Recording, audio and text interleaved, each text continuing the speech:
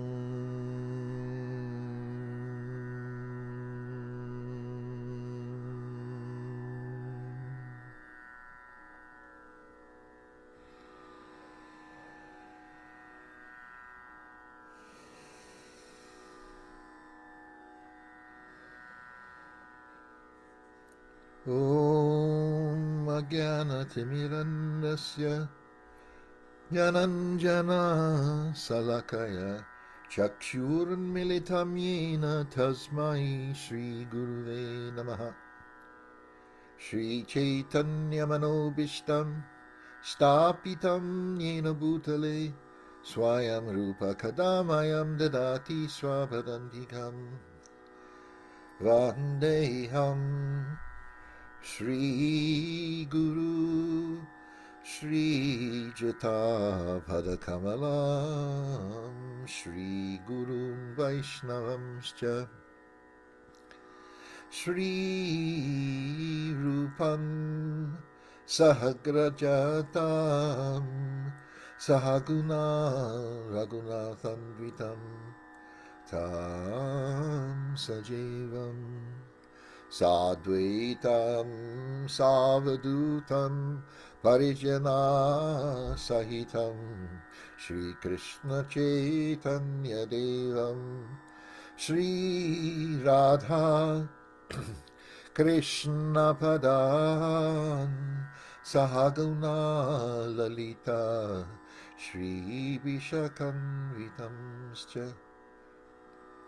Hey Krishna Karuna Sindhu Dina Bandhu Jagatpate Gopisha Gopika Kanta Shri Radha Kanta Namostute Tapta Kanchana Gaurangi Radhe Vrindavanishwari Rishabhanu Sute Devi Pranamami Hari Priye. Bhaja Shri Krishna Chaitanya Prabhu Nityananda Shri Advaita Gadadhar Shivasari Gaur Bhakta-vrinda. Bhaja Shri Krishna Chaitanya Prabhu Nityananda Shri Advaita Gadadhar Shivasari Gaur Bhakta-vrinda. Bhaja Shri Krishna Chaitanya Prabhu Nityananda Shri Advaita Gadadhara Shrivasari Gaur Bhakta-vrinda. Vanchakalpatarubhyascha kripa sindhubhya eva cha patitanam pavanebhyo vaishnavebhyo namo namaha. Namo Om Vishnupadaya Krishna Prasthaya Bhutale Srimati Bhaktivedanta Swami Niti Namine. Namaste Saraswati Devi Gauravani Pracharine Nirvisesha Shunyavadi Paskyacha Dashitarine. Hare Krishna Krishna Krishna Hare Hare Hare Rama Rama Rama Hare Hare.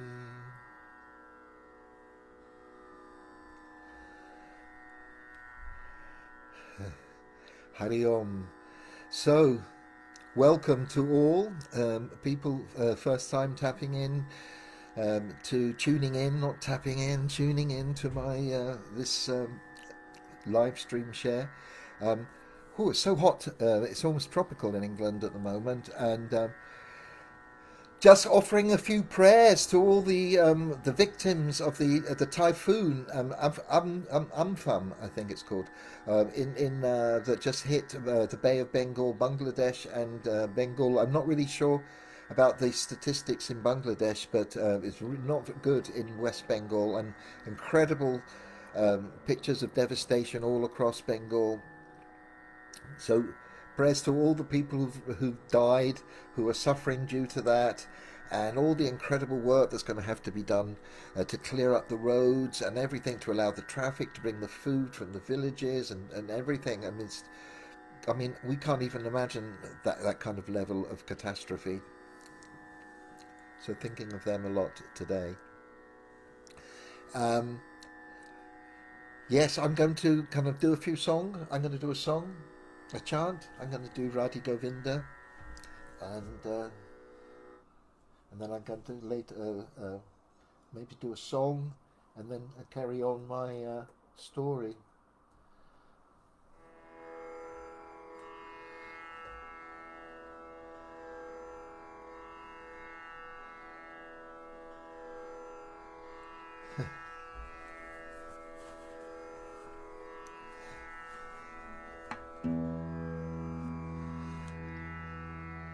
We're going to go off into the world of Braj for a little bit by chanting the names of Radhi Govinda. Braj is the area where Krishna, it's a shortened, it's called Braj, Brindavan, Mathura Mandal, and it's actually a large area, Brindavan being the most famous part in that area. And so we're going to be going off now into the world of Radha and Krishna's pastimes in the form of singing their names, Radhi Govinda. A little bit of an instrumental intro to bring the mood, to bring the pastoral playfulness of the mood. And just imagine the Jamuna river full of lotus flowers, kadamba trees laden with their kadamba flowers, and bumblebees buzzing, and all sorts of fragrant flowers, and the breezes, beautiful breezes, and then the residents of Vrindavan, especially the gopis and Krishna at night, and then for the pastoral cow pasturing pastimes with the cowherd boys, and Mother Yashoda and the and parents back at home, preparing breakfast for Krishna and receiving him for when they comes back with the cows with the cowherd boys. Around this time, actually.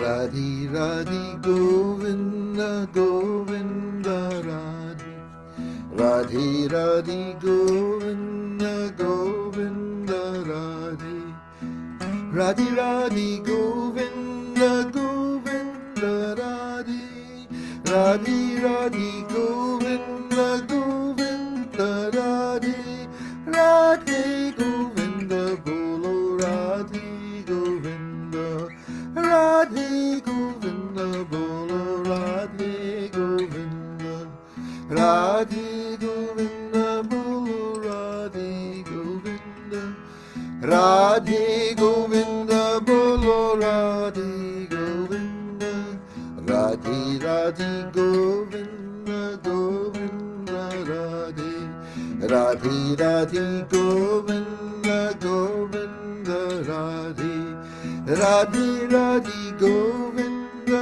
Govinda Radhe Radhe Radhe Govinda Govinda Radhe Radhe Radhe Govinda Govinda Radhe Radhe Govinda Bolo Radhe Govinda Radhe Govinda Bolo Radhe Govinda Radhe Radhe Govinda Govinda Radhe Radhe Radhe Govinda Govinda Radhe Radhe Radhe Govinda Govinda Radhe Radhe Radhe Govinda Govinda Radhe Radhe Govinda Bolo Radhe Govinda Radhe Govinda Bolo Radhe Govinda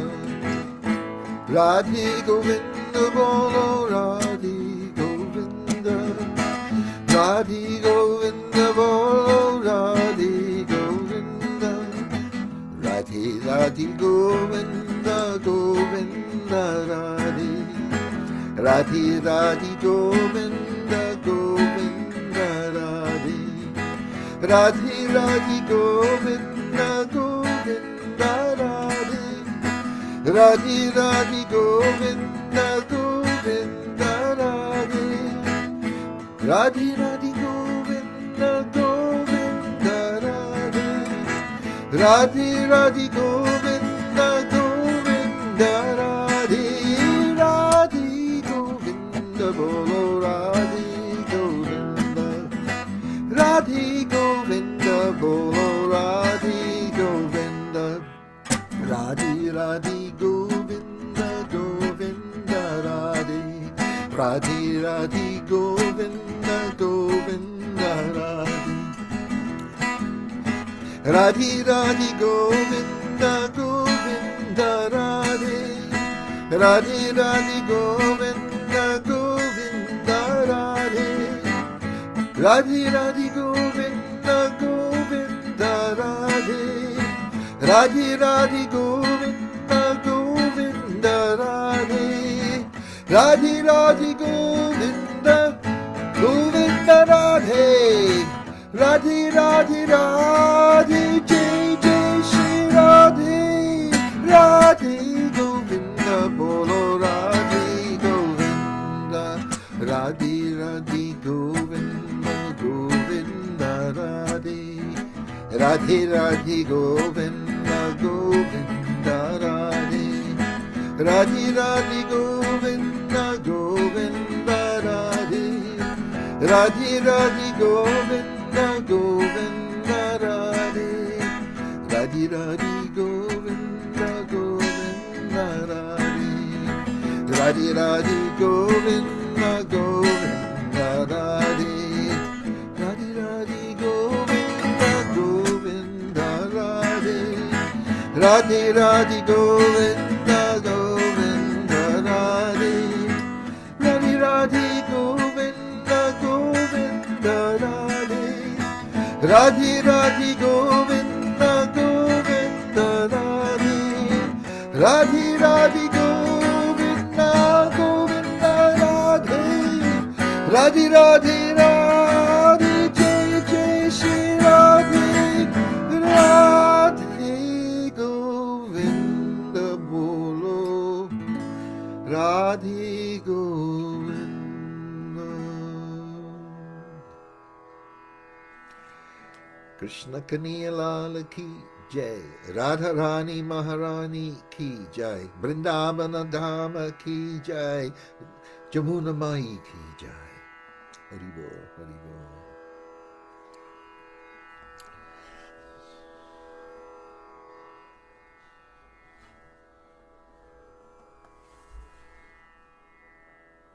Yes. Hi everybody. Hari Om Namaste.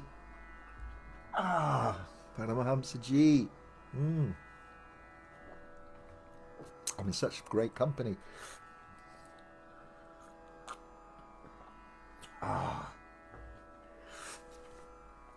Yeah, I was just mentioning earlier, I've been really tuning in with my friends in Calcutta and a friend in two friends, one in Maypur, one in Navadweep. And wow, seeing the photographs, the description, there's some more statistics coming. It's been really, really, really, really intense there. And my goodness, so many people's lives are affected. Praying for them. In fact, I'm just going to do Bob Marley, So Much Trouble in the World, and a bit of Sri Ram chanting, just to send some good vibes. And then we'll get on to the story. Yeah, welcome to everybody who's just tuning in. I'm Mathura Das, if you haven't tuned in before, and I'm just doing another song, and then I'm going to carry on with my story and explain a few more things. Welcome. Okay, let's try and get covered.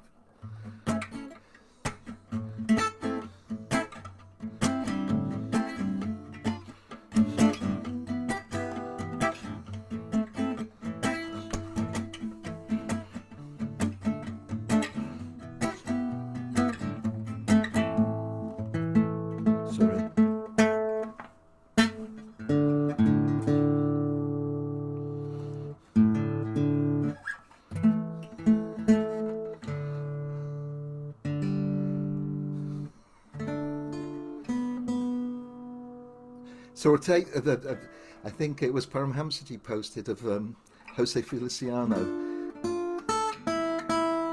He was having problems tuning his guitar as well. I'm not the only one.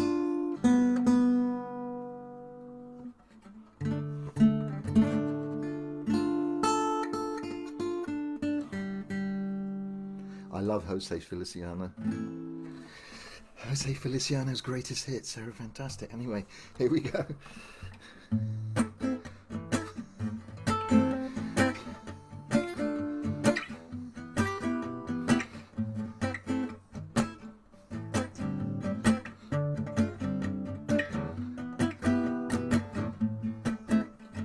Bless my eyes this morning, the sun is on the rise once again. The way things are going, anything can happen, 'cause they're blasting on this, sorry, on their ego trips. Blast off on their spaceships, miles from reality.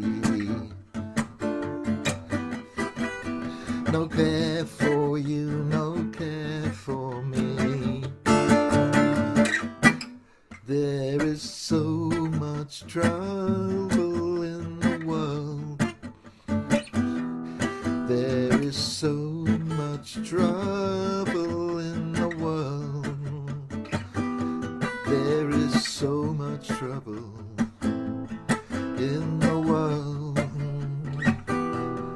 There is so much trouble in the world. All you've got to do is give a little, give a little, give a little bit one more time, yeah. Yeah, yeah, yeah. Shri Ram, Jai Ram, Jai Jai Ram. Shri Ram, Jai Ram, Jai Jai Ram. Shri Jai Ram, Jai Jai Ram. Shri Ram, Jai Ram, Jai Jai Ram. Shri Ram, Jai Ram, Jai Jai Ram. Shri Ram, Jai Jai Ram. Shri Ram, Jai Ram, Jai Jai Ram. Shri Ram, Jai Ram, Jai Jai Ram. Shri Ram, Jai Jai Ram. Shri Ram, Jai Jai Ram. Shri Ram, Jai Ram, Jai Jai Ram. Shri Ram, Jai Ram, Jai Jai Ram. Shri Ram, Jai Ram, Jai Jai Ram. Shri Ram, Jai Ram, Jai Jai Ram. Shri Ram, Jai Ram, Jai Jai Ram. Shri Ram, Jai Ram, Jai Jai Ram. Shri Ram, Jai Ram, Jai Jai Ram. Shri Ram, Jai Ram, Jai Jai Ram. Shri Ram, Jai Jai Ram. Shri Ram, Jai Jai Ram. Jai Jai Ram. Jai Jai Ram. Shri Ram, Jai Jai Ram.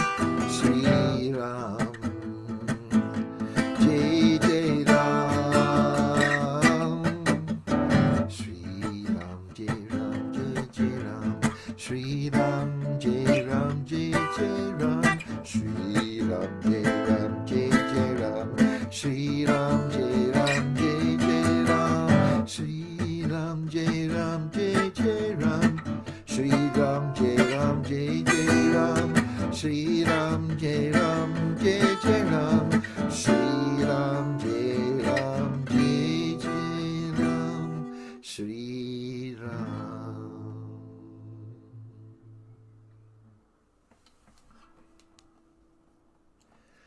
Bol Ramachandra Bhagavan ki jai ho. Hare Krishna.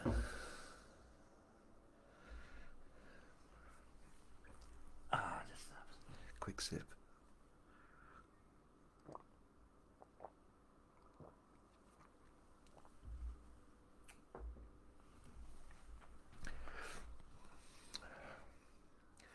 Welcome everybody, people who've just tuned in or tuning in, and people in the future who will see this. I'm just a little brief introduction again. I'm Mathura Das, and I think this is my 24th live stream share now. Apart from the singing and the chants, there's this long epic story I've been telling, and we're kind of getting almost near. I mean, it does go on and on and on and on ultimately, but the bit that I need to share really, it's still got a little bit to go, because it's about my story and journey with Krishna and the Krishna movement. And I have to say, my last share was woo, because I listened to it afterwards. It was, I mean, I was maybe trying to cover too much ground in it. Because basically where I've got up to the story is that it's it's going from 1978, it's gone 78 into 79, and now it's going to be going kind of like 79 into 80. And it's very shortly, I've got all my windows open today to let the air in, so you might hear a train going at the back, and maybe a bit of traffic. I hope it doesn't disturb the everything.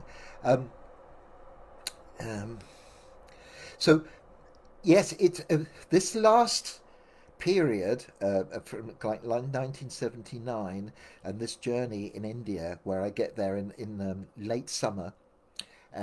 There's lots of things going on in apart from my life.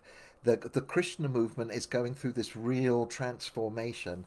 The new gurus have only become gurus since 1978 from the Maypur festival in March. And so it's only been 1.5 years there. You know, we've been all involved in this kind of quite, well, it's an experiment. I mean, the whole Hare Krishna movement is a big social experiment, but this is a kind of this what happened after Prabhupada passed in 1977 in November in Vrindavan. What came to pass with the Krishna movement, and there are definitely different chapters, basically, because now the authority figure and the central point of Srila Prabhupada, who brought all of this movement and the teachings to the West, he's disappeared from the physical domain, and the vacuum is being taken up quite rapidly by a group of people who've kind of who believe that they are the ones that are meant to become gurus and absolute gurus, and who are only just kind of managers just before, and they've interpreted an instruction in a certain way, and things are taking its own course. And I've been having not very good luck with connecting with this new regime. I've had a bit of a fallout with one of the main chaps in Amsterdam called Bhagavan, but we have reconciled, and up until then I haven't really had to kind of encounter any of the other new people too much, even though I've been around them. So this part of the story is going to explain a little bit more about that, and I'm going to just kind of I say, so there's my story, things that I'm going through with my personal life and my journey with Krishna, the culture of India. I'm doing some research. I've been doing research, and it's ongoing with Indian artists and with Indian music.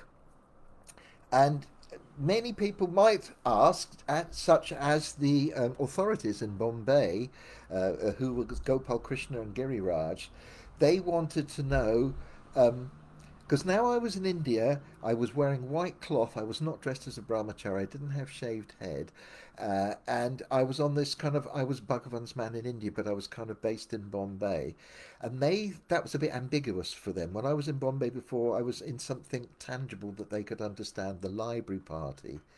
But now I'm this kind of free agent, and they're not quite getting that. They're not quite jiving with it. You know, not that anybody said anything yet, but while I was in Bombay for a bit, and I was learning, I mentioned I was learning tablas. Um, there was a little room in the bomb. I found a place where I could go off and practice, completely secluded, away from everybody. Not because it's a quite a, when you're practicing a beat over tidikita taka taka tidikita taka tidikita taka tidikita. This is what you have to do when you're learning an instrument. And I'd started in Amsterdam, and now I was carrying on, and this didn't go down well. In fact, a Canadian Sridhar Swami who was there, um, um, who a lot of people like. He was not unfriendly. He was a nice. He was a friendly chap, but quite conservative. And I wouldn't say I got on with him particularly well, but never wasn't against him. But you see, I was a maverick. They couldn't quite get me. They couldn't understand. And also they were seeing everything from a kind of a so-called kind of sannyasi, kind of quite detached point of view, whereas I wasn't really coming from that perspective. I was a young person, happened to have been a brahmachari, now dressed in white, and I'm going on and I'm an artist. And I've got, and so I'm practicing my tablas. And he was wondering what it was all about. Why am I doing that? What has that got to do with Hare Krishna? For them, that was a very strange, unusual thing to do. Nobody was really, there was maybe a couple of Krishna devotees around the world, maybe dabbling a little bit with Indian music at this time. Um, and so that kind of got back to Giriraj Swami and Gopal Krishna. And I think the actual guru of Bombay at that time was Kirtanananda. I'm not sure how he managed to become the GBC there, but he did. And he was going to pay a visit while I was there in 1979. But it was those two, basically Giriraj, who I'd known quite well, and Gopal Krishna, but I had a bit more of a rapport with Giriraj from being in the library party. And he was a bit, but you know, I was also helping. There was this thing called the Bhakti Kalakshetra in Bombay, which was a cultural centre that Jagat Prush was organising, and you know, he'd asked me if I wanted to help with him, and I said, "Yeah, while I'm in Bombay, I'll help you any way that you want me to help." They were trying to figure out what to do with it as a place to put on cultural shows, because now it had been built by Sarabi. So yeah, those are the kinds of things that I was kind of interested to being a part of, but when it came down in at that time in the Krishna movement, if you as an individual wanted to pursue an Indian art like tabla or an instrument, that was all considered really weird. It didn't, they couldn't figure out how that fitted into their vision of what an Iskcon devotee should be doing. So Giriraj asked me to try and explain to him, and I sat down and I explained it to him a bit, and he just kind of said, he said, why don't, and he stopped and he said, why don't you write like an essay to explain what it is that you're doing and why you're doing, and so that we can have a little understand what you're up on about. And I thought, okay. And this part that I'm going to start talking about, this period in India, I'm not going to be specifically chronological. That's getting a little too complicated, because my journey was, I was going around India, I was coming back to Bombay, going away from Bombay, going to Calcutta, and if I tried to kind of just take it for granted that's what was going on. And while I was in Bombay, at one of these specific times, this issue came up, and I wrote this essay. And I presented it to them, and this was after I had read this book that Santosh had told me to read, The Historical Development of Indian Music. And I got a bit of information, quite a lot of foundation from reading that book about the background of Gaudiya Vaishnava Kirtan. And I wrote about it in this essay. And I gave it to them, and I was trying to explain to them what I was hoping to do with it myself, and I was basically trying to explain that I was on a research to basically try and understand what actually was the background of the Gaudiya Vaishnava music history. And also I personally wanted to learn both mridanga and tabla, because this is something that Santosh told me about, that India is a big place, and if you're doing programs and kirtans at many North Indian or Gujarati people's houses, and you do Bengali bhajans, say, they don't understand a word really, they don't really get the Bengali. So there's a kind of there. If you start getting involved with being a musician and a kirtan singer, it's kind of handy to know some, as what Vyasaki has done as well, dunes. They're called dunes, light tunes, light kirtans, light chants. Some simple bhajans from North India by maybe Surdas, other Vaishnava popular bhajans that are in a slightly different style of music. So to be able to do those types of things, you have to have a basic background about kind of Indian music, about the different tals, about the different ragas and the different melodies, because in all the systems in Indian music, from the different Sampradayas and the Sikhs and the Gaudiya Vaishnavas and all the traditions, the Tukaram in Maharashtra and the Alwars in South India and everywhere, they're all following the Indian aesthetic system of which have different interpretations, but the basic idea is the same, using ragas, melodic systems for different times of the days, different emotions, different seasons, and different rhythms. And that's what I wanted to research and wanted to become adept. And there was Santosh in Calcutta. He was somebody, and I was giving an idea that if I became adept, I could play with him together and I could accompany him. And I'd even talked to Santosh about that, and he was up for the idea. He said, yeah, you better get a move on, get learning, because in India, if you really, you can get it, you can hire tabla players, in Calcutta there's hundreds and hundreds and hundreds. But I thought it would be nice, two foreigners doing some kind of like nice accomplished type of kind of Indian music. I didn't really know exactly what I wanted to do with it, but these were the kind of ideas in my mind about why I wanted to learn the music for myself. And the other idea was just that because I knew so little at this time about it, I needed to research some more. Anyway, I wrote an essay about some of the background of Gaudiya Kirtan, its history, from Narottam Das from the 18th century, from the 17th century, and Shamananda and Srinivas, and how that came, and that became this, and that became that. There was different Kirtan styles, and how the different in the different acharyas like Narottam and Govindadas, and even Bhaktivinoda, when they wrote their bhajans, they used to write the raga that it should be sung in and things like that. And also so, but when the response I got from them, I kind of handed it to them, went off traveling, and when I came back on my next visit, I was like, so, what did you think of that? And they were like, they just didn't get it. They weren't that really convinced of what I was doing and where I was at. And this was all going to become a bit more apparent at the finale of this whole little story. Ultimately this period of time that I'm talking about now is going to kind of culminate in the spring of 1980. We're in 1979 and we're going through that year, going through the winter, and there's all sorts of things going on. There's me doing shopping from Mrigapati. There's certain things I've gone and ordered, and some things I've got to go and pick up, like these beautiful paintings I'd ordered in Chandanpur in Orissa. Fantastic pictures I got ordered for the centre in Antwerp. A beautiful standing Garuda and a Hanuman in Orissan style. The Pata paintings, which are painted on a kind of a thick material and quite bold colours, quite exotic. And two large paintings for the lobby downstairs of Mrigapati's place. A big picture with Ram and Sita and the different Leelas, and one with Radha and Krishna and their different Leelas. Quite big paintings. So I'd ordered those months before I had to go back there.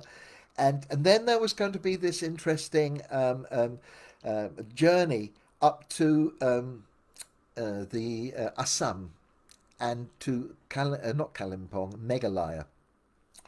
I mentioned in my last share, there was this run I got on with, there were some devotees that I got on really, really well with. And Bhava Bhuti, who I met in Calcutta, we clicked, and he was really, really nice. And he wanted me and Santosh and this, who's, Jagat, not Jagannath, anyway, his name is now Jagadananda. He's now called Jagadananda. His name will come back to me as the sannyasi name. And he was in Mayapur, and he wanted all of us to come up to this program that he was having in Guwahati and in Shillong. And I'd never been up there, and that was kind of novel. So I went to Navadweep because I was checking things out, really. I was checking things out because after talking with Santosh, he was trying to encourage me to move to Bengal and not have my base in Bombay because of this interest I had in classical music. And he convinced me that Calcutta is the centre really for classical music and for kirtan. And I had to go you have to go to Navadweep, which is on the other side of the river from Mayapur, and the train station on that line takes you all the way up to Guwahati. And I got on the train to go up there, and in the train was Hiranyagarbha. Sorry, God, it was just missing me. He was called Hiranyagarbha. And I'd seen him quite a bit in Mayapur. Actually, he'd been there for quite a while. He was quite staunch, but he gave this incredible Bhagavad Gita class, and he was I think he was the first devotee in Iskcon to teach Sanskrit. And he knew all the Bhagavad Gita practically off by heart. And interesting, I didn't really know much about him. But there we were on the train going up from Navadweep to Guwahati. And we sat there. He didn't know really who I was, and we immediately got into a conversation, and within a couple of sentences he said, I'll tell you one thing, Krishna consciousness is not confined to the four walls of an institution. And I thought, I'm going to get on with him. We've got some things in common here, and then we had a nice talk. I can't remember what we talked about, but it was very friendly. I told him a little bit about my research and everything, and when we got to Guwahati, we met Santosh, and we met this chap Mayapur Chandra, who I'd been told about by Santosh, Major Chanda, who was based in Mayapur, older gentleman and very educated and had a classical Indian training. So it was an unusual group, us four there. And actually what had happened was I knew a little bit about Major Chandra because also when I had been down in South India, in Madurai, I'd come up via Bangalore and met Jayapataka in Bangalore before they even had a big centre. They just had some small little house at that time, and I met him there, and I was, we actually got on pretty well. And I told him, I was in my white, and he says, "What are your plans?" And I said, "Well, I'm thinking about possibly getting married." And he told me about Major Chandra's daughter in Mayapur, and I thought, it's a classic, because there could be something there. There could be something going on. Who knows, It's funny, you don't really, in Iskcon, when you know later, behind the scenes, the managers in Iskcon are all looking for kind of potential brahmacharis to marry off to potential women, and for various reasons, like in all parts of the world, there's social reasons, economic reasons. In Iskcon, it was prevalent. And so I don't know, maybe there was something possible there. But anyway, that's how I'd heard a little bit about the Major Chandra, so I did know something. And the fact that he was a singer. And we got on extremely well. And we all went from Guwahati to Meghalaya. I didn't really know how far away it is. Guwahati is the capital of Assam. And then you go only a couple of hours on, and 1 minute you're with all these kind of tropical palm trees and everything, and suddenly it changes, and suddenly you're into these rolling hills. You could be in Scotland or somewhere, and it was quite beautiful. I have to say, it was quite lovely. And we arrived in is it? No, not Cherrapunji, Shillong. Shillong, that's the capital. Yeah, we arrived in Shillong. And there was a very, very rich man there called Mr. Brajoria, who was putting us all up. And there was a few brahmacharis that also came from the Gohati, and he gave us the whole top floor of this massive floor of this big building that he owned in the centre of town. And he was very, he was going to provide all the food and everything, and there was a few events that were organised, and and it was interesting, There in one side, Hiranyagarbha would be sitting there studying his texts and everything. Santosh would be over doing his scales, and Major Chandra and him would be discussing music. I would sometimes pop in for the discussion, and I was going through this book, Historical Development of Indian Music, still trying to get my head around it, sometimes asking them questions about technical things. I was on my education, I was trying to find out what it was all about, and trying to understand the culture behind Gaudiya Vaishnavism. It's hard to make decisions about things unless you knew what it was. So I was in that process. And my little thing that I had with my Philips tape recorder I mentioned before, that came in handy. I think even somewhere in one of my cases, I have a recording I made of Santosh singing with a young Bengal. There was a family there, very cultivated and cultured. The mother was a singer, and the son, who was a mathematical genius scholar, he was a tabla player, very accomplished, and he played at a program with Santosh. It was a very small program with kind of highbrow intellectual people in Shillong, and that was quite good. And then we went to Cherrapunji, which is reputedly one of the wettest places in the world, at the Ramakrishna mission. And I remember Jagadananda giving Hiranyagarbha at that time, giving a talk there. Anyway, we had a really nice time there, and we had a nice bonding session, and we all there's an interesting thing I think I'm going to relate a little bit later about us, the three of us anyway, the three Westerners who all went there, because literally this is most probably in January, February time, coming around that time, and literally within a few months, all four of us would have moved out of Iskcon for various different reasons. It was quite interesting. You wouldn't have known it. None of us really had talked about anything like that while we were up there, but it was interesting that we all happened to go there at that time. I have to admit that ate some of the best bananas I ever had in my life in Cherrapunji. That was one of the things that I remembered there. Very nice place. We were there for maybe a week, 9-10 days.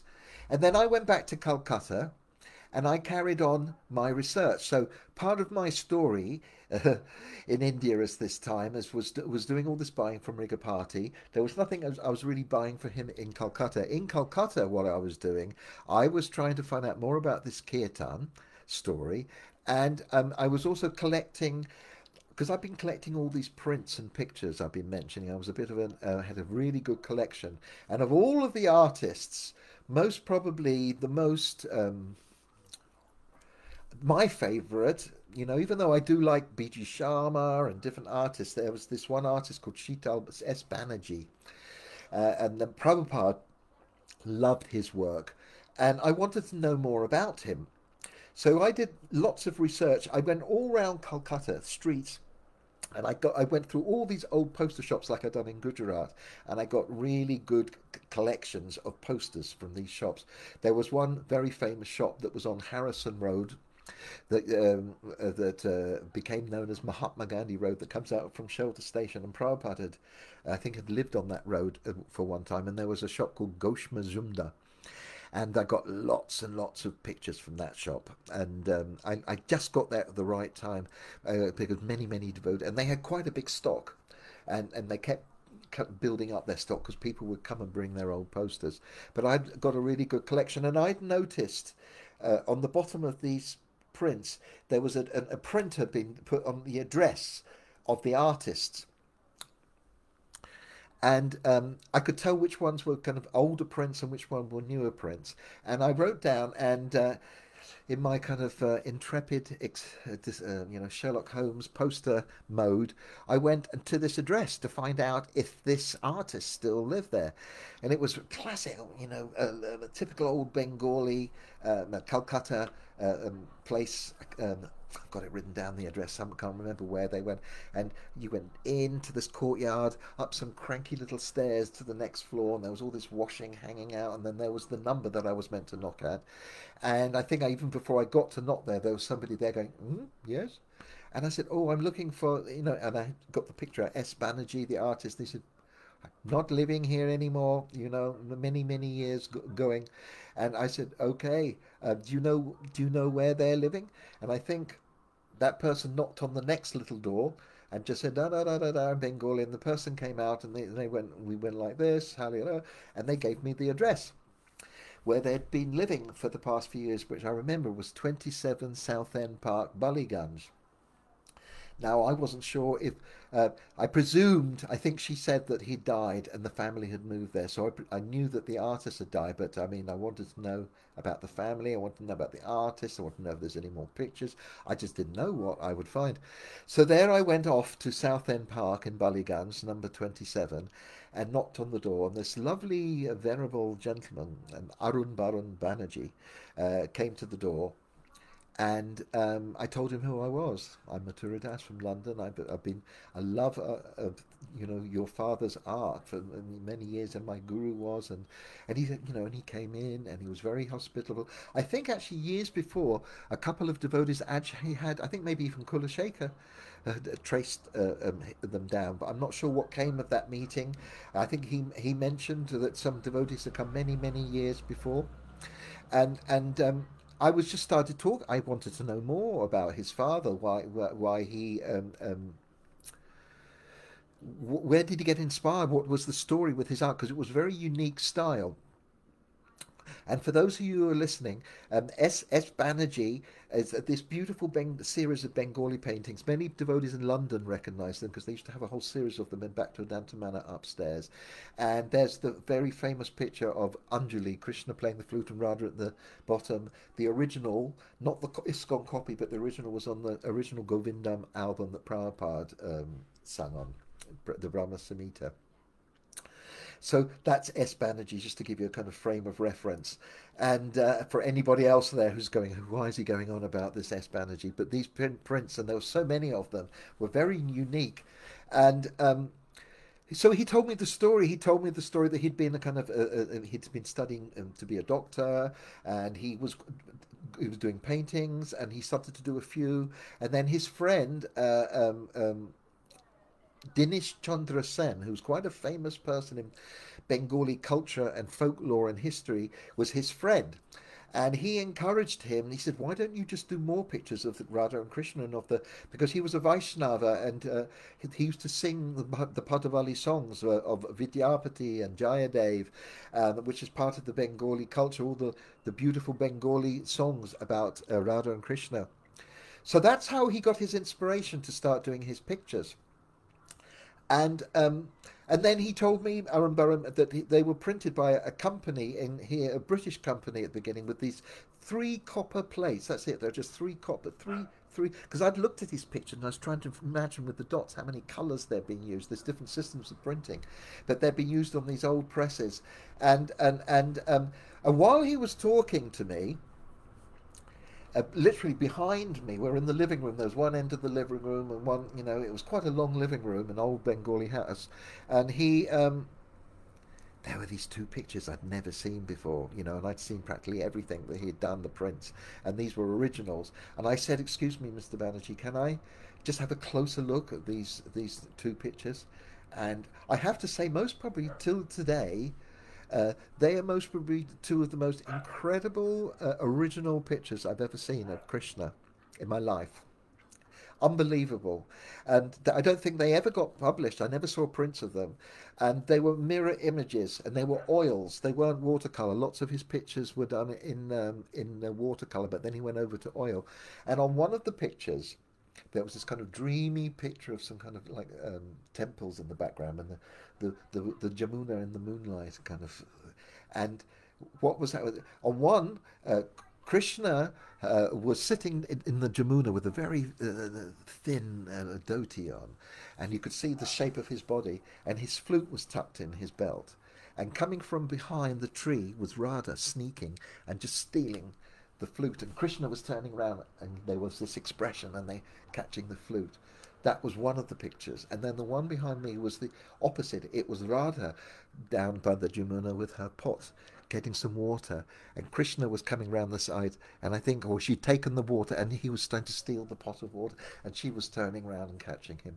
And there it was just how he'd done the cloth on the body of Krishna, and the shape of the body, and you could touch it. I mean, it was, yeah. I mean, goodness gracious.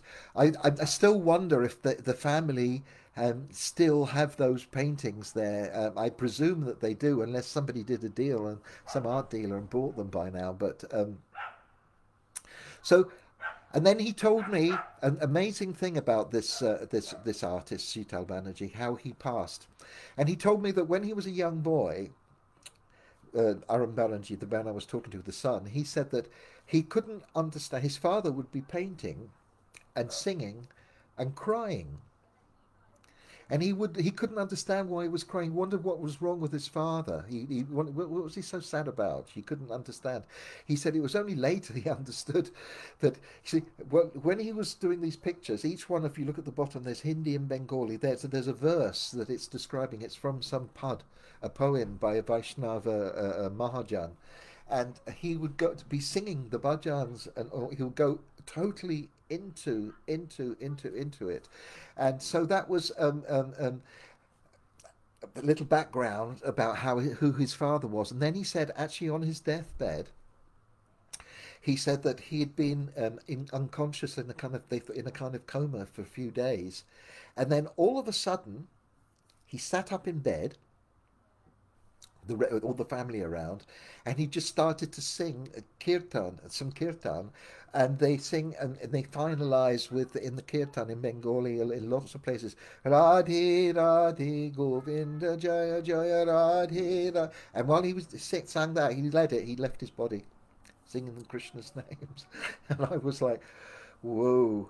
And I thought, that is a Vaishnava, a pure devotee. And then you can understand. That's why these pictures are so potent, you know. It was the same thing when I met Narottam Narayana in Nathadwar. You know, such a humble Vaishnava. Really, really, really humble Vaishnava. Oh, sorry, my neighbour's laboring a lot.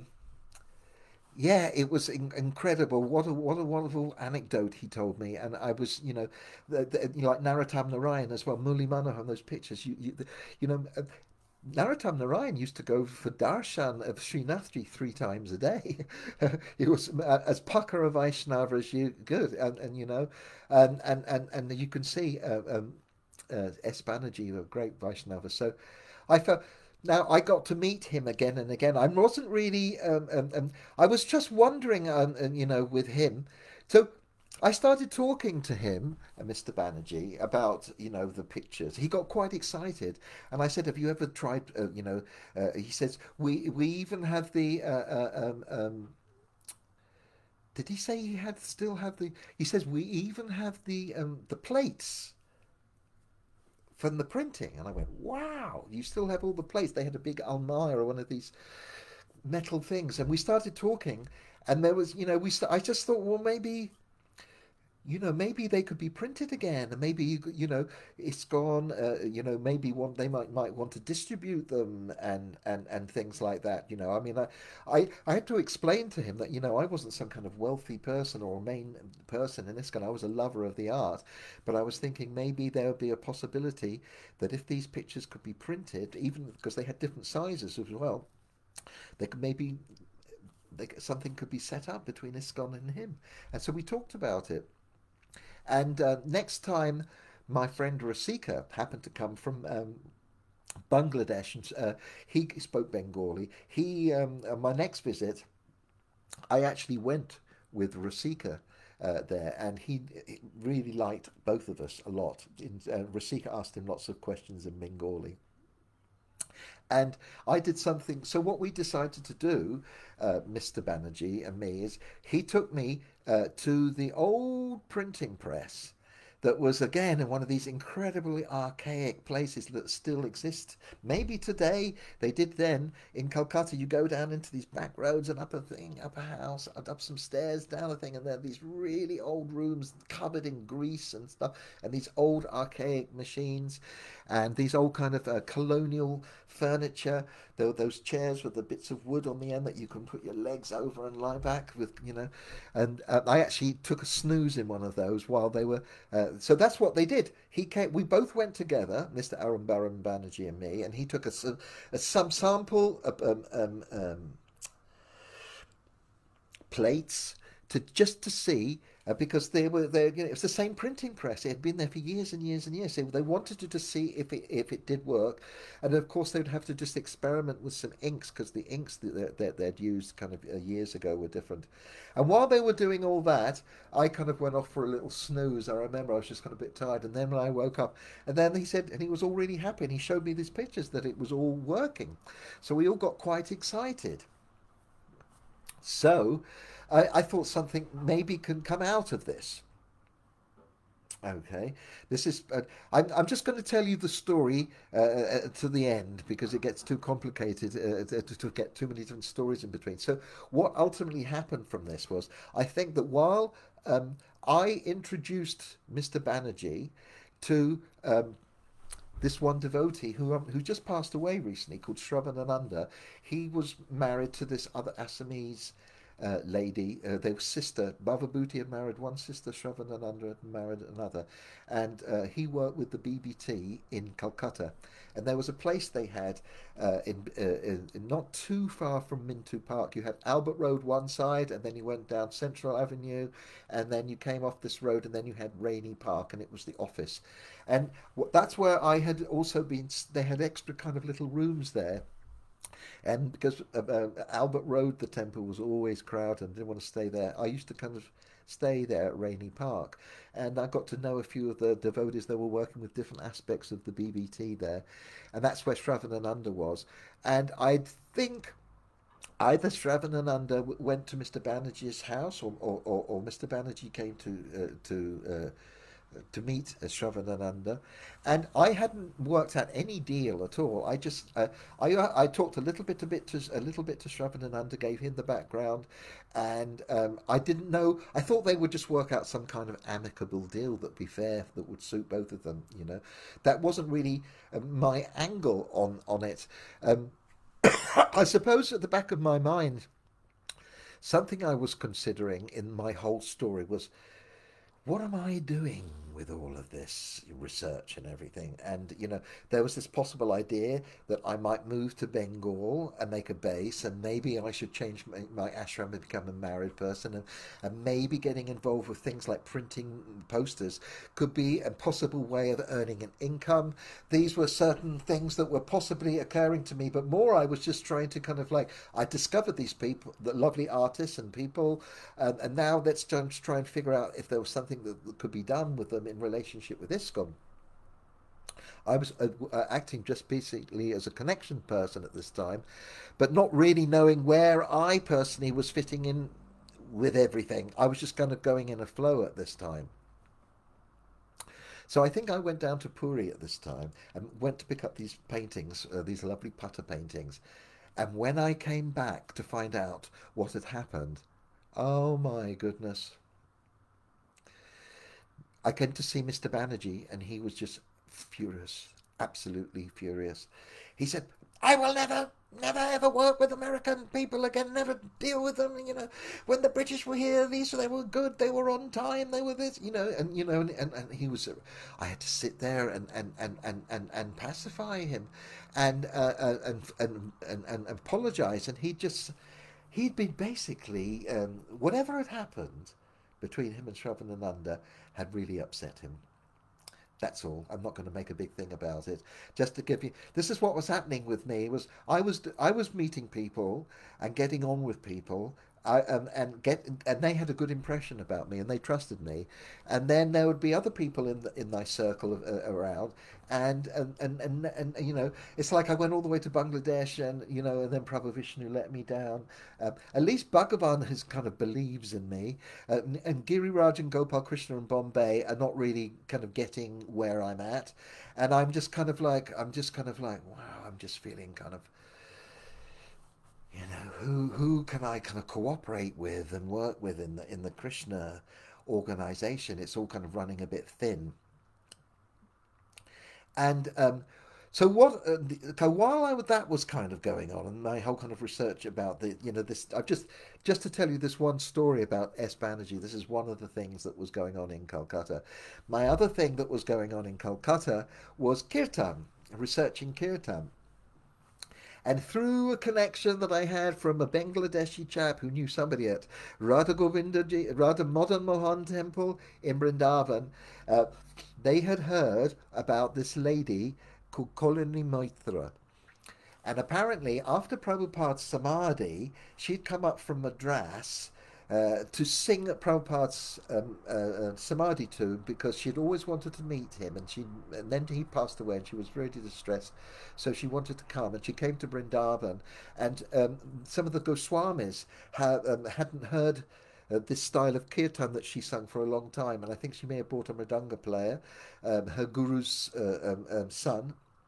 Her guru was called Navadvip Chandra Brijbasi, and his son was Narayana Chandra Brijbasi, and she was an aristocratic kind of Bengali lady, but her husband was a diplomat. They'd been living in Madras, and she had come to Vrindavan, and apparently a Chutananda had met her, and she'd sung these kirtans.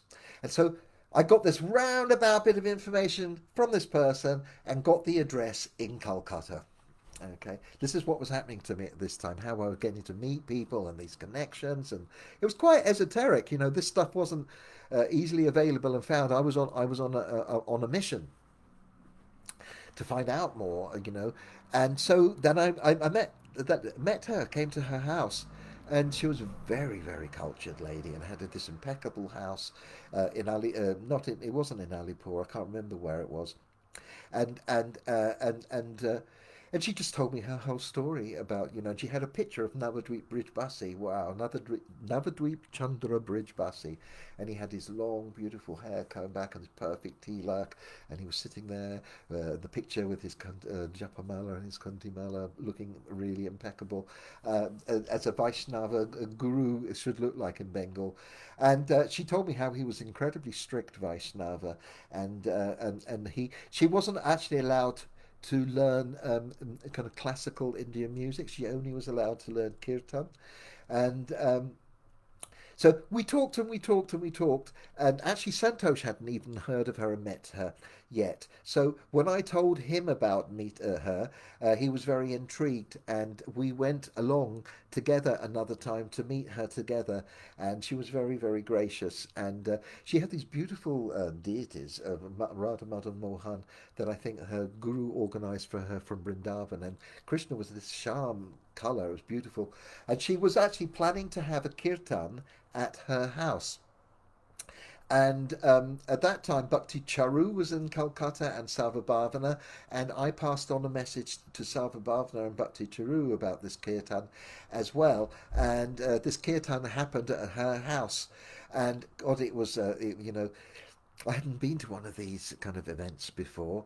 It wasn't Gaudiya Math, it wasn't Iskcon, it was Gaudiya Vaishnavas, kind of aristocratic in Calcutta, city cosmopolitan types, you know, and all the women had these kind of starched saris and horn rimmed glasses, and the men had these starched dhotis and these kurtas with these little wrinkles down the sleeve that I found out that are made by having a pod that you pull down the thing and it makes these little ripples, and they all had their diamond buttons, and it was all kind of, and you could hear the rustling of the starched saris and dhotis, and everyone is chewing pon, you know, that's kind of what people do. And then there was this very famous mridanga player, one of the top people of his day, called Braja Rakal. He was playing there. He taught at the Rabindra Bharati University. I was introduced to him, And also another mridanga player who was there was this Narayana Chandra Brijbasi, the son of Navadvip Chandra Brijbasi. And there was a whole bunch of interesting people, and I arrived and I sat. It was, I have to say, it was not easy to sit through this kirtan. It was quite laborious, the style. And it was okay. It was interesting. It was interesting to see it. She claimed that this style was Garanahati. This was the old style from Narottam Das, not the slightly newer style called Manohar Shahi that was taught by Shamananda Goswami.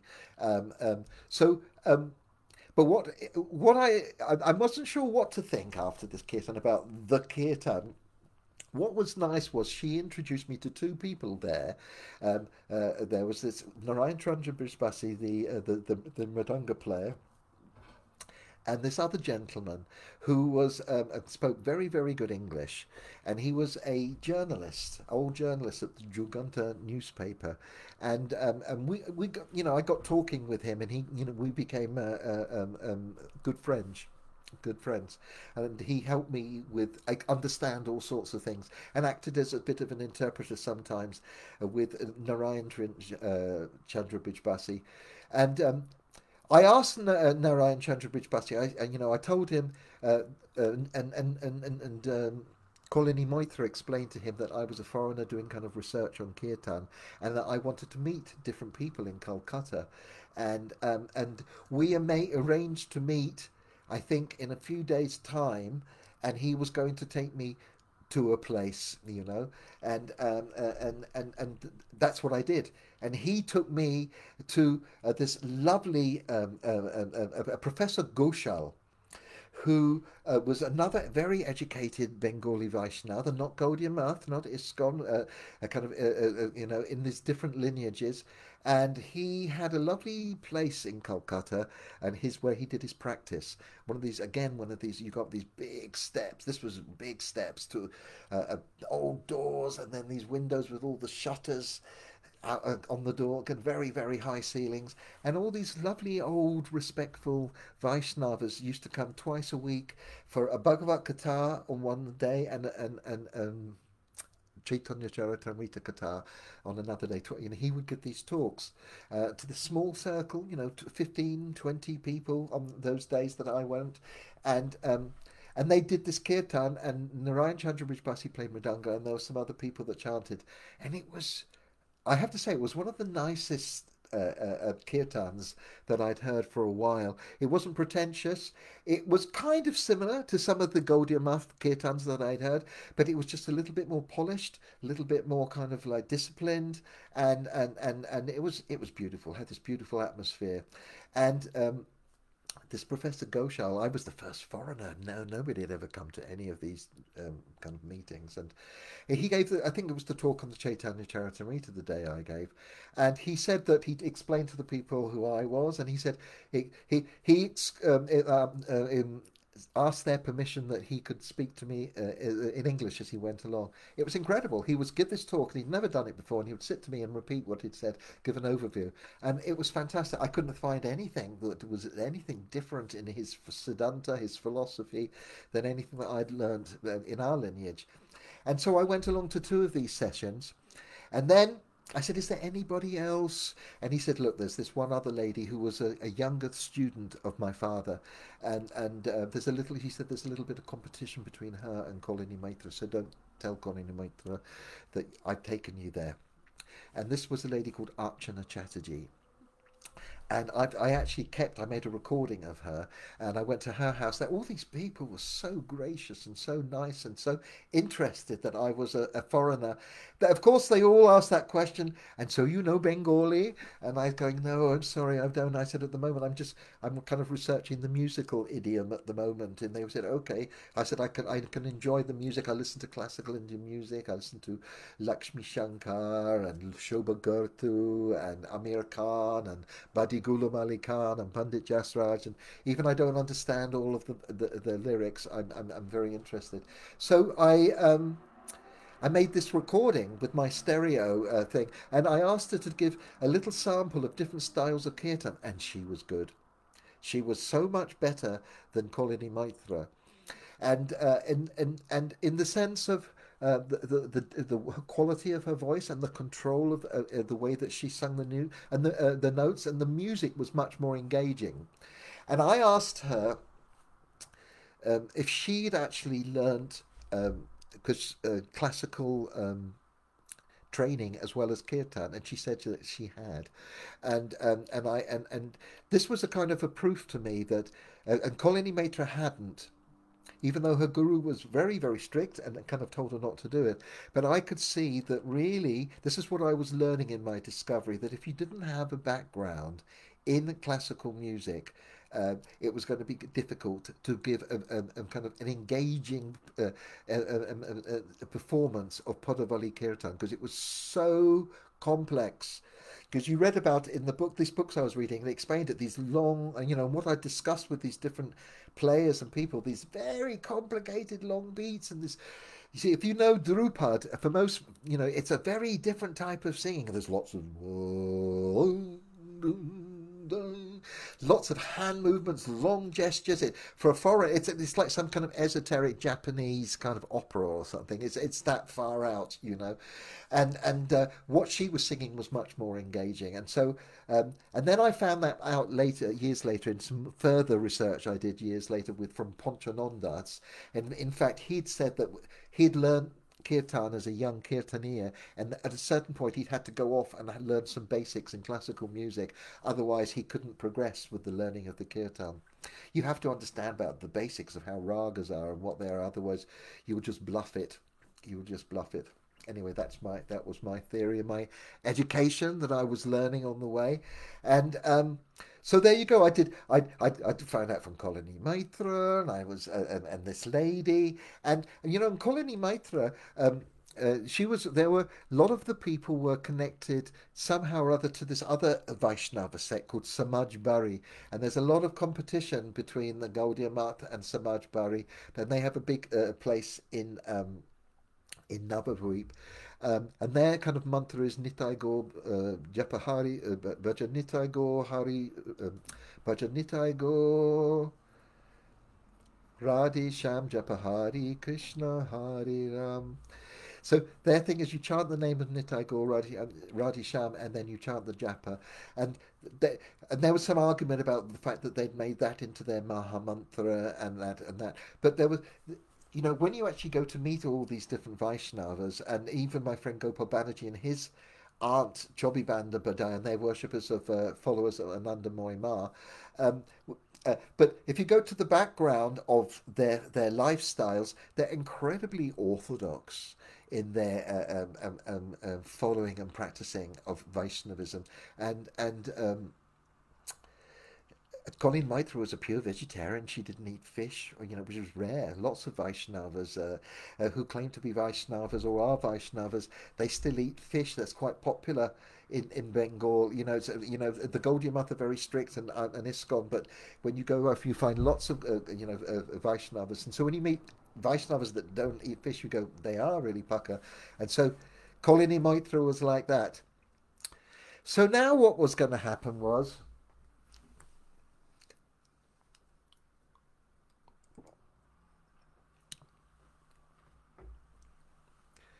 there was going to be this incident now, which is, I call it the straw that broke the camel's back. Because basically what was going to happen is I was going to come into a real confrontation. So, as I've been explaining, so I've just gone into some real details now. Lots of my story up to now has just been flowing along, and this last section, I'm getting into all these little nitty-gritty things that I'm going through in my research and in my life. And you can see that it's not the kind of like the pastime of your average Iskcon brahmachari. This is all my own stuff that I'm doing, because I'm Bhagavan's man in India, I'm shopping Pramrikapati, and I'm doing my own personal research on art and aesthetics and all of these different things. So part of that is trying to kind of, if I'm going to live in Bengal, I've got to make this connection with the dudes who are kind of in Iskcon anyway, who are kind of running the show. And that was in Maypur, Bhavananda, and Jayapataka. And so far I had quite an okay connection with Jayapataka. Hadn't really had an encounter with Bhavananda yet. So this is what's going to happen now. So I go to Maypur, and I was, you can see I've been doing all this research. We just met all these different people, and my mind is, I'm deeply involved in stuff. I haven't even covered all the other little bits of research. Yeah, I did in Calcutta, meeting Mriganka Chakravarti, Professor of Mridanga at the Bharati University, and another writer, a person who'd written on folk music and kirtan. I went to his house to find out and ask him questions about things, about these nam yagyas. I wanted to know about how authentic I was trying to find out what is the authentic kirtan, what did it look like, does it exist anymore, where can I find it if it does, and all of these different types of things. I was just trying to find answers to these questions. So when I came to Mayapur, most probably on that first evening, there wasn't that many devotees there at this time. There was Jayapataka and Bhavananda sitting together downstairs in the Lotus building in the temple room by the deities, actually. Yes, by the deities. They were sitting by the deities to the side, and there was a whole group, a few of, I didn't really know who was in Bhavananda's group and Jayapataka, but you could kind of tell. And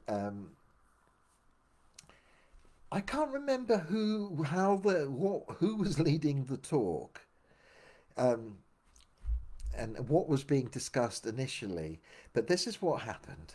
Somehow or other, in the conversation, a name of a Kirtaniya came up, another famous kirtan singer, who once came to Mayapur to sing for Prabhupada, and what was his name? Shoilandas. His name was Shoilandas. I think his name was maybe Shoilandas.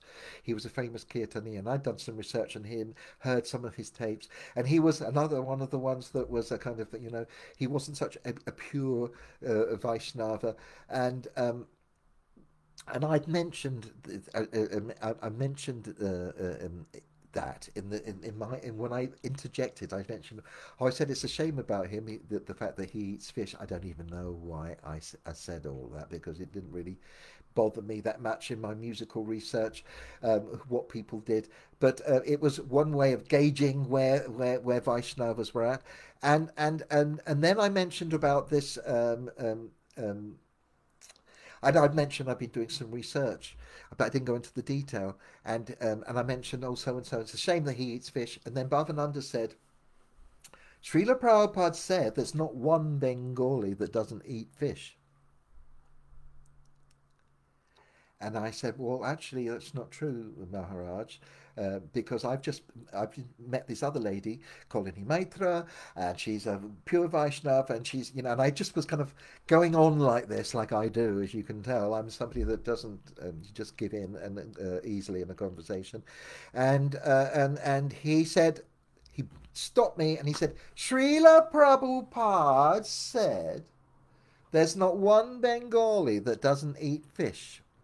And I should have just stopped then, but then I made this next statement that I also didn't really agree with anyway, but I said anyway, we shouldn't sing Leela Kirtan because we are not Paramahamsas, and there was stony silence. And I was thinking, oh God, what have I said then? And just at that moment, Shravanananda, who was next to me, leaned over to me and whispered in my ear, and he said, you better look out, Prabhu, because we got two Paramahamsas sitting here. And I went, oh God, what have I said now, And just while I was in this kind of lull, then suddenly Bhavananda kind of just went, yes, I think it's time to go for a walk now, isn't it? Isn't it a nice evening? And just changed the subject, stood up and just started to walk out of the temple room. And I was thinking, Hope I haven't said too much then. Anyway, it seemed like he wasn't really too bothered. That's what I was thinking, you know. Anyway, I definitely didn't just feel like walking off and joining his little gang. So I thought, okay, well, that's that little thing mixed over. I don't know if that went too well. My bonding with the leaders here in Mayapur. And anyway, I didn't really think too much about it. Went to sleep, and then in the morning, I think I'd gone to Mongol Arctic. I was hanging out in my room, just right opposite the Lotus building and the Long building. And a brahmachari knocked on my door. He says, Prabhu, Satadhanya Maharaj wants to see you over there in Lotus building now. And I said, did he tell you reason? He said, no. He said, just come now. So I went, okay, I just got to. And I was sharing the room with Pitamba. I don't know if I had a key or something. Anyway, I went over there, went up the stairs, and there was a class going on downstairs, and it was just on that. And I said, hello, Maharaj, morning. I heard you wanted to see me. And he looked at me, really, really heavy me out. And he just said, yeah, we want you to pack your bags and get out. And I said, what? What are you talking about? He said, we want you to get your bags and go. I said, you think there's some kind of Paramahamsa lady Kirtaniyas that you're going out and hanging around? I said, what? Wait. I said, what? I said, what are you talking about? Yesterday you said, I said, no. I did not say that, you know. And then I just said, look, I've been researching Kirtaniyas, and I've discovered that not all Kirtaniyas do this. There's some very pure Vaishnavas in the tradition, and I'm doing some. He said, what are you doing? Why are you doing that? I said, well, I'm doing this research. And who told you to do this? I said, nobody. It's part of my, you know, and each time I tried to explain, he just started raising his voice and shouting at me. And then he started to scream. He said, and I said, when he really just said, who, you know, I just said, I'm just doing it. Nobody's telling me what to do. He says, that's your problem. You should only do what you're told to do. Don't do other things, you know. And I remember Gunanava was there standing, kind of watching this going on. And he knew me, he knew I was a mellow guy, wasn't, you know. And he was like, he didn't know what this was all about, you know. And I was just, and I just said, look, I don't know what you're talking about. I'm not going to leave my bags and get out of here. And, you know, and he said, Srila Prabhupada told Nitai Chand just to bang the drum. I said that there's more to Vaishnav culture than just banging drums. There's a, you know, and he just wasn't having any of it. He was fuming and I wasn't having it. And I just kind of walked off shaking. To tell you the truth, everything that he said just went into me. And it was just like bruising me. It was like psychic attack into my emotional state and attacking me. The worst experience I'd ever had so far with anybody. It was akin or worse than even, you know, Tamal Krishna in Bombay. It was worse. It was so directed at me. And I went over to my room. And I started to kind of like spin into, I started to freak out. Now, what had happened as well was that since that visit up to Meghalaya, Jagadananda had since then, in that short amount of time, he'd left Iskcon with another devotee called Pandu and another devotee called Nadia, and they'd taken Diksha from Lalit Prasad. Bhaktisiddhanta Saraswati's brother. And I didn't really know much about it, but it had freaked me out. It was freaked me out. And this experience was, I was just thinking, my initial thing was, maybe they have a point. Maybe there's a problem with this. What's wrong with these people? I go and associate with all the Vaishnava villages in Bangladesh and with the Kirtaniyas, and everyone's wonderful and friendly and like they should be. You imagine a devotee. And then I come back to Iskcon centers and the organization and people and bosses, and they're all, you know, and they're not very nice people. I'm not getting very nice experiences from these people. I mean, who is the upper Sampradaya? Who's off? You know, what's going on? I was, while I was kind of like really disturbed in this state, Pitamba came into the room and he looked at me. He says, "What's the problem?" And I told him what had happened. He said, "Look, They can't do that to you. What you need to do is you need to go and talk with Jayapataka straight away and sort it out with him. So I said, okay, okay, okay. Took some deep breaths, and I went immediately up to the top of the room and just knocked on Jayapataka's door because we had this connection. And he said, come in. I said, can I talk? He said, yeah, yeah, come in. And then I've got some really... And I came and I said, look, I've just been told by Satadhanya that I should get my bags and leave and get out of here because I've meant to have said this and this and this and this and this. And you see, Jayapataka had not been offended by anything that I'd said, you know. You know, and he said that I said what's happened? He says you know, somebody, he was being very diplomatic, somebody has obviously become kind of offended by what you said. And I said, well, what can I do about it? And he says, oh, you know, what do we do in Vaishnavism? You just kind of apologise and kind of take, you know, that should be the end of it, should deal with it, you know. I said, okay. But I said, in the meantime, and I've got a few more things I want to talk to you about. And he said, okay. I said, look, I've only really just discovered that now, after all these years of being a devotee, that, you know, Jagadananda and these people have they've left and gone over to Lalit Prasad. And I've heard that one of the reasons that they've gone is because our parampara is not a guru diksha parampara. There's all these gaps in between and so on and so forth. Because the Bhagavad, when we talk about, one of the big things that Iskcon devotees always talk about when you join is that we are in an unbroken disciplic succession. But actually, when you look at the lineage as it's printed, it's actually not an unbroken disciplic succession. There's lots of time gaps in between one teacher and another, and we never, you know, when you're a young devotee for years, you just don't think about it. You just accept this. It's only when these, you know, you come to India and you meet these, find out these stories that you start finding out, oh, that's not quite how I understood it. So then we had a long talk about this, and he wasn't shocked about any of this. He knew, he's been in Bengal for years and years and years. He knew about lots of the controversies between the Gaudiya Math. He knew loads of stuff. It was nothing for him, you know. And he says, yes, well, look, this Sampradaya that we have from Bhaktisiddhanta Saraswati is called the Bhagavat Sampradaya, and it's not a Guru Diksha Parampara. It's a Guru Siksha Parampara. And Bhaktisiddhanta Saraswati, he just kind of selected the most important, prominent Vaishnavas of the time, and that is how our lineage comes, you know. So I was kind of like, okay, that's all very new. That's something I've got to take on board now with all of this, you know. And so when I got my head around that, then it was like, so I said, so what should I do then? He said, look, I think he's there next door now. You just go and pay your obeisances, you know, just do that. So I said, thank you. I was very appreciative of Jayapataka giving his time. He was really mellow, especially at that time, and appreciative. So there, I go out of his room onto the roof, because he's the door, because he is on the roof, but just on the, you know, on the actual roof.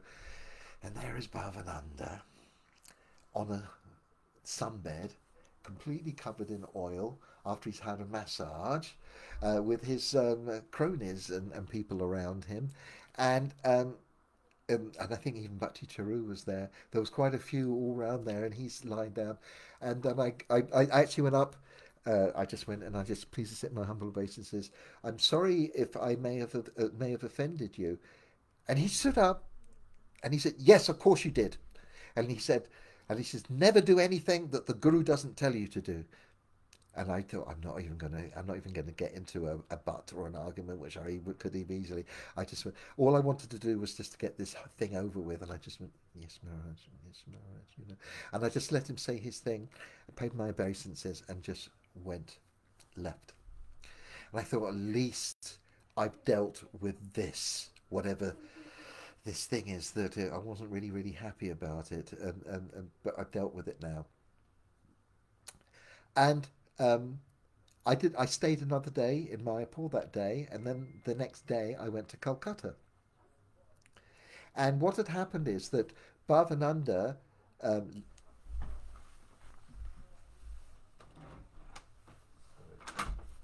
excuse me, neighbours are talking. So Bhavananda went to Calcutta that day, and what happened was, I went the next day. And when I went to Calcutta, I went to Rainy Park, this BPT office, kind of where I normally stayed.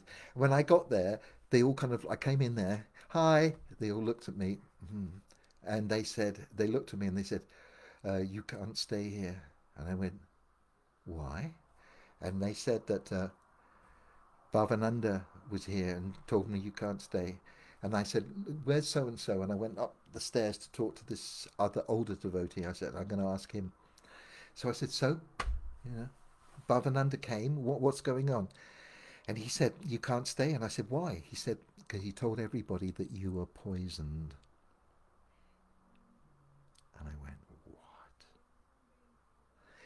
And this was it. This was the straw that broke the camel's back.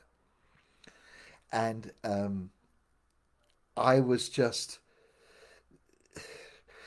my kind of spiral and my was worse than it was just the other, you know, after the encounter with Satadhanya.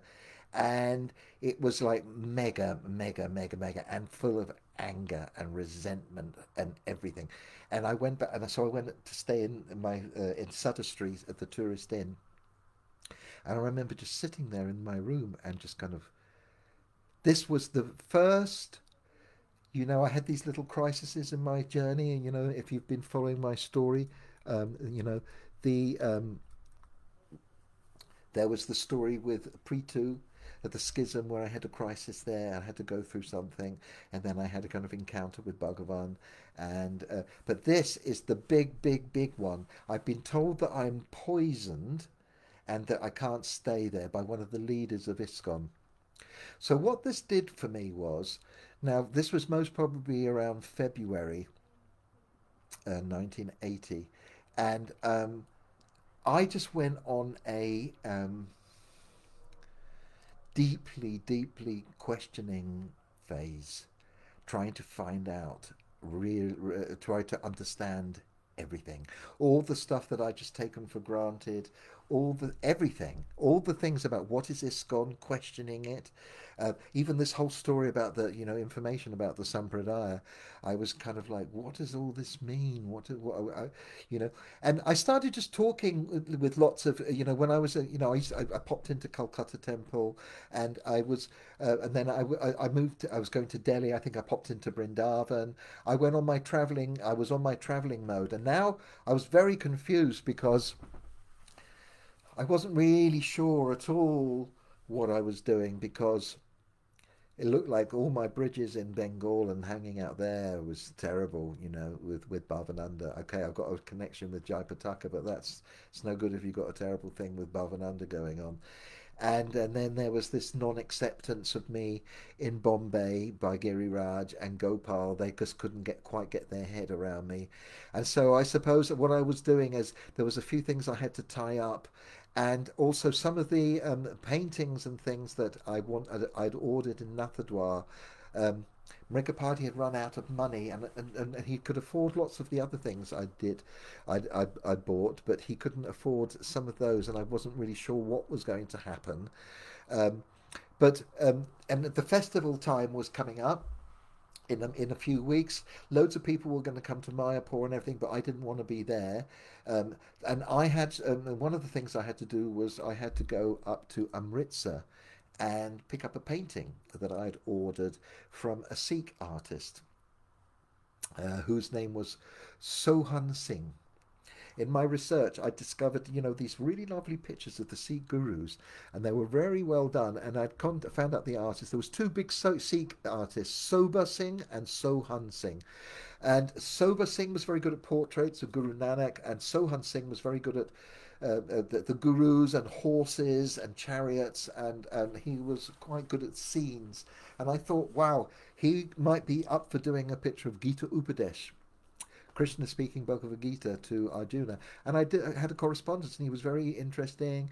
I'd gone up there, I'd met him, he was very gracious. He had his little office in Brahmabhuta Market, just on the outside of the Golden Temple. And he also took me to a little kind of ashram there and showed me a whole series of paintings. He'd done prints, actually, from the paintings. Or maybe they were the actual originals. Actually, no, maybe they were the originals that prints were made from. Yeah, and because and this is where I got to hear about the Udasin sect. The Udasin sect are a sect of sadhus and ascetics from Sri Chandra, who was one of the sons of Guru Nanak, and it kind of broke off from mainstream seekers. And years later in my whole journeys, I would meet many Udasin sadhus, but this was the first time I'd even heard about Sri Chandra. And there were some amazing stories and paintings there. And anyway, so I had to go back to see him and pick up this painting, and it was not bad. It was for Bhagavan, and it was going to go in New Mayapur, and as far as I know, it is still there. The only thing I was a little bit critical of was that the legs were a little bit too short on Arjuna. That was it. But the composition and everything else was really nice. And in these days, these were bargain prices. I think it was about 5,000 rupees for an original oil painting. About 5 feet by 2.5 feet. It was incredible. And I remember kind of having it all packed up and coming on the train, and Bhagavan had come from Mayapur, Vrindavan. He was in Delhi, and I came to Delhi, and he was staying at this house, and I remember coming there arriving in Delhi with the picture, going to see him, and he was very excited, and he said, "Tell Mathura to come in. I want to see." And he saw the picture, and he was very happy, and I'm not sure how he took it back to France, but somehow or other it was all packed up, and somehow or other it got to France and it got to New Mayapur. And also what happened was I met up with Nabaswati and with Vimuktasanga, and we went together to Udaipur and to Nathadwar. We went to BG Sharma's house, and when we got there, these 3 paintings that I had ordered from him weren't quite ready, and he was so prolific. He had just these details to do on them, and we decided to go to Nathadwar for the day. So we went to Nathadwar, and when we'd gone there and come back, he worked with his son. I mean, my goodness, unbelievable. He'd done all the details. The picture of Mahaprabhu, Radha and Krishna and the gopis under the tree, and Krishna with the cows. And all of those paintings are in Radhadesh. And in Nathadwar, I picked up the picture of Gaur Nitai from Narottam Narayana. And the other pictures that I'd ordered, it was a real shame. One of the artists, Bullal, had died in between, and his son, I'd ordered a picture of Krishna and Balaram, and it was fantastic. But his son was now demanding about 3 times the amount of the original agreed price that we didn't have the money for, and we just couldn't get it. I mean, if I had been a rich person, I would have just, even these were really good deals. And the big ceiling cloth painting that was going to get sent later from the artist from Nathadwar. I wasn't going to have to deal with that. So then I came to Bombay, and I'm looking at the time now. I tell you what, I think I'm going to leave the story now, because I don't want to cram too much into the story. I'm going to come back tomorrow, and I'm going to tell you about the last part of this story, which is going to finalize in Bombay. Okay, and so I'm going to stop the story now. There's a lot to take in, even though I haven't really been doing much. There's all these little details, and so you can get an idea of this kind of and the kind of things that I'd been thinking about, and the research that I've been doing by talking to devotees was all going to come out in a discussion I was going to have with Bhagavan in Bombay, and that's going to be in my share tomorrow. And so there you go. Thank you very much for giving your time to listen to this story. I know it's all kind of sounds very much about just me, but this is my story going through my journey of discovery, and where I was at with the journey, with my own spiritual discovery, my aesthetic art discovery, and my relationship with the movement and the movement of Iskcon, and where it was at that time. And we are in 1980. We're in the first months of 1980. We've traversed from 1979, and we've gone into 1980. So we'll be back tomorrow if it's not tomorrow for some reason, I'll let you know, and it might be the day after, but it's going to be concluded soon. I didn't want to cram too much more in today like I did the other day because it's quite crucial, this next part of the story. Well, there you go. Every time I give one of these talks, I go off into a world of all the, and I kind of relive all of these stories and this journey that I've been through. And it's what incredible for me to the fact that there's people out there that even appreciate and are interested in the story, and hopefully, because I'm trying to relate, as I keep saying, not just my story, but there's this whole bigger story that involves the Krishna movement, the develop of it, its understanding of itself, and the way that I was perceiving it as a member of the Krishna movement going through in my journey, and with the pluses and the minuses of all of the experiences of life involved. I'm not going to do any more singing either tonight. I'm going to wish you all the best because it is a very challenging time and it's goodness gracious every day. Yesterday I had long discussions with loads of old friends that I've all known for over 40 years. Friends in Holland, Hare Krishna Das, with Vimuktasanga near the Manor, with Matanga in Los Angeles, and Chanurari in Saudi Arabia. All long talks yesterday. Wow, talking about all sorts of things.